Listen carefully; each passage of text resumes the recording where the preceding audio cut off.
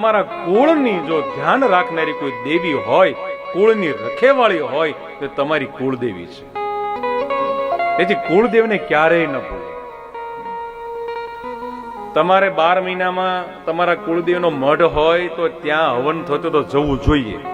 અત્યારે લોકો માતાજીના હવનમાં જતા નથી. બોલો, લગ્ન હોય તો આખું ઘર તાળું મારીને જતું રહે. માતાજીનો હવન હોય તમે અમારા 500 રૂપિયા લખાવી નાખજો, લ્યો બસ. નહીં, આસો મહિનાની 8મને દિવસે અનંત કોટી બ્રહ્માંડની માલિકીની જગદંબા દરેક ગામની અંદર અવતરે છે. આ માતાજી વરદાન આપ્યું છે, મા ભવાનીએ કહ્યું છે. આસો મહિનાની 8મે તમે જે દેવીને માનતા હો એ દેવીની પૂજા કરવાની, એનો યજ્ઞ કરવાનો. કારણ કે બ્રહ્માંડીય ઉર્જા લઈને દેવી નીચે આવે છે. તે દિવસે આખો દિવસ તમે ઓફિસમાં રહેશો, પછી કાંઈક તકલીફ થશે એટલે માતાજી તરત કહીશું તો તારું કેટલું તારે. થોડુંક ભગવાન માટે કરો, થોડુંક જગદંબા માટે કરો.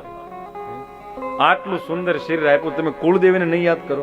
તમે ખોડિયારને માનો, બ્રહ્માંડને માનો, કાળક્યા માતાજીને માનો, મહાકાળીને માનો, કેટલી દેવીઓ છે. અંતે સ્વરૂપ તો પાર્વતીનું જ છે બધું જ, પણ ગુણ રૂપે જુદું જુદા પ્રગટ્યા છે. તેથી જીવનમાં સુખી થવું હોય તો કુળદેવીને ક્યારેય ભૂલતા નહીં.